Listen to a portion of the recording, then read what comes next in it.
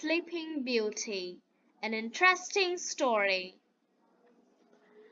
A long time ago, there were a king and queen who said every day, "Oh, if only we had a child." But they never had one. But it happened that once when the queen was bathing, a frog crept out of the water onto the land and said to her, "Your wish shall be fulfilled before a year has gone by. You shall have a daughter." What the frog had said came true, and the queen had a little girl who was so pretty that the king could not contain himself for joy, and ordered a great feast. He invited not only his kindred, friends, and acquaintance, but also the wise women, in order that they might be kind and well disposed towards the child. There were 13 of them in his kingdom, but as he had only 12 golden plates for them to eat, one of them had to be left at home. The feast was held with all manner and splendor, and when it came to an end, the wise women bestowed their magic gift upon the baby. One gave virtue, another beauty, a third riches, and so on with everything in the world that one can wish for. When 11 of them had made their promise, suddenly the 13th came in. She wished to avenge herself for not having been invited, and without greeting or even looking at anyone, she cried with a loud voice, "The king's daughter shall in her 15th year prick herself with a spindle and fall down dead." And without saying a word more, she turned round and left the room. They were all shocked, but the 12th, whose good wish still remained unspoken, came forward, and as she could not undo the evil sentence, but only soften it, she said, "It shall not be death, but a deep sleep of 100 years, into which princess shall fall." The king, who would fain keep his dear child from the misfortune, gave orders that every spindle in the whole kingdom should be burned. Meanwhile, the gifts of the wise women were plenteously fulfilled on the young girl, for she was so beautiful, modest, good-natured, and wise that everyone who saw her was bound to love her. It happened that on the very day when she was 15 years old, the king and queen were not at home, and the maiden was left in the palace quite alone. So she went round into all sorts of places, looked into rooms and bed chambers, just as she liked, and at last came to an old tower. She climbed up the narrow winding staircase and reached a little door. A rusty key was in the lock, and when she turned it, the door sprang open. And there in a little room sat an old woman with a spindle, busily spinning her flax. "Good day, old dame," said the king's daughter. "What are you doing there?" "I'm spinning," said the old woman, and nodded her head. "What sort of thing is that? They rattle round so merrily," said the girl. And she took the spindle and wanted to spin too, but scarcely had she touched the spindle when the magic decree was fulfilled, and she pricked her finger with it. And in the very moment when she felt the prick, she fell down upon the bed that stood there, and lay in a deep sleep. And this sleep extended over the whole palace. The king and queen, who had just come home and had entered the great hall, began to go to sleep, and the whole of the court with them.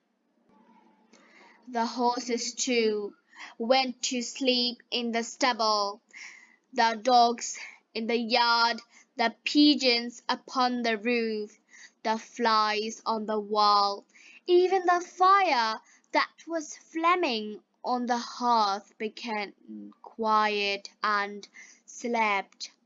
The roast meat left off frizzling, and the cook, who was just going to pull the hair off the scullery boy because he had forgotten something, let him go, and went to sleep.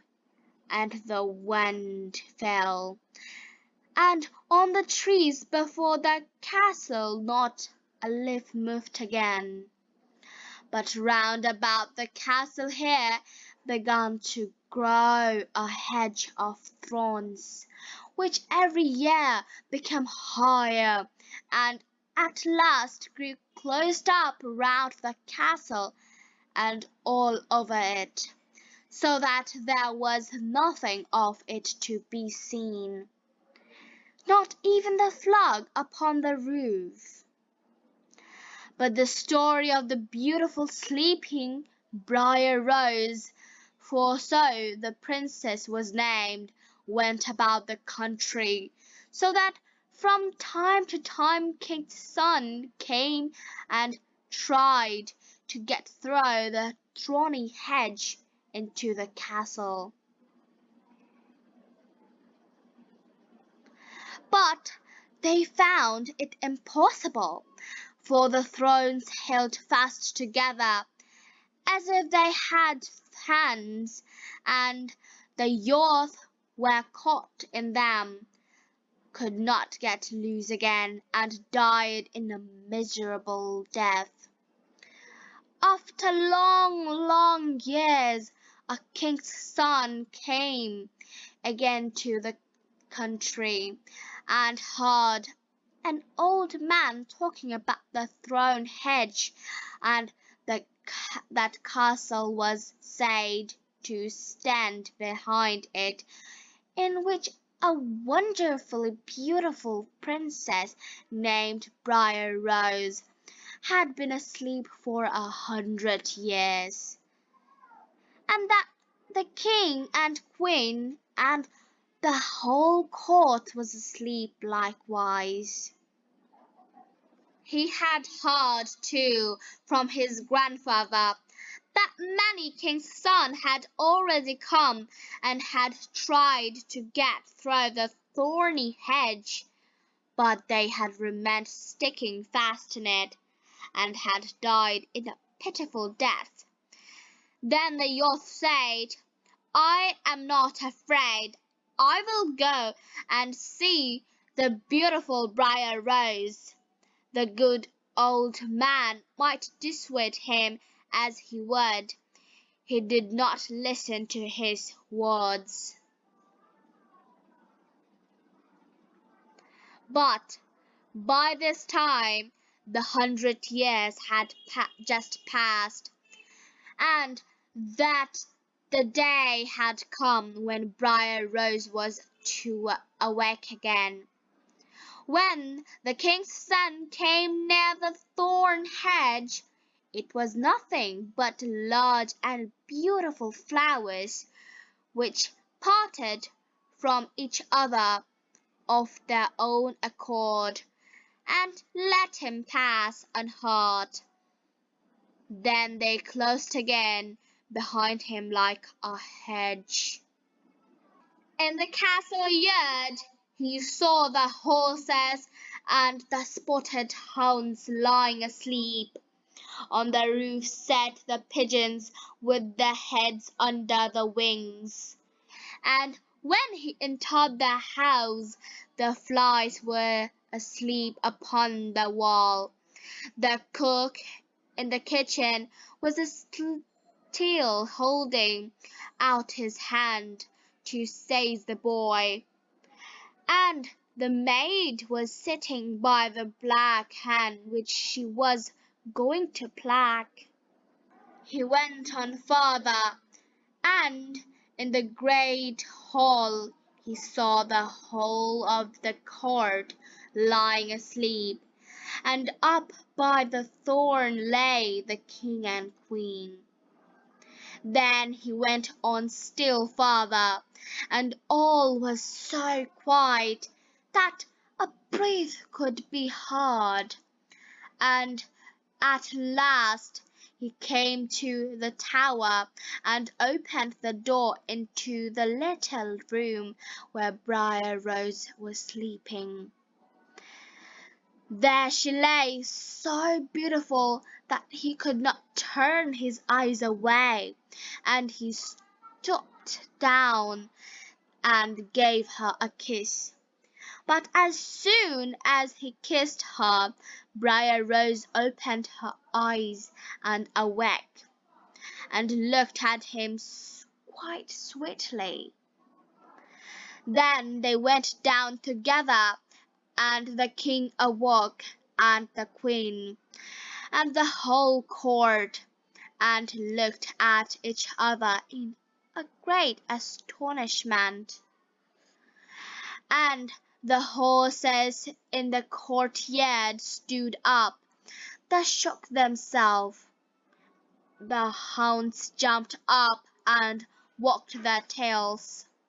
The pigeons up upon the roof pulled out their heads from under their wings, looked round, and flew into the open country.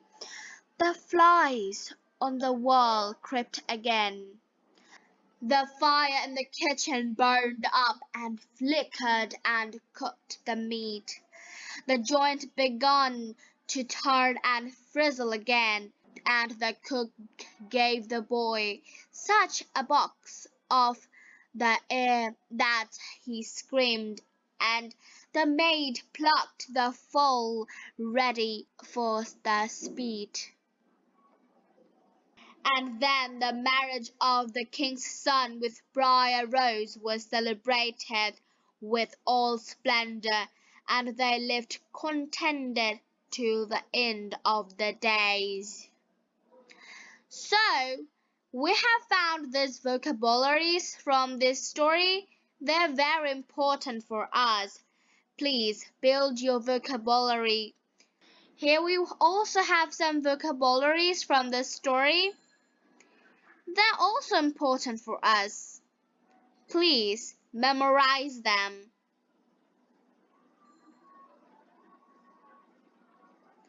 The end.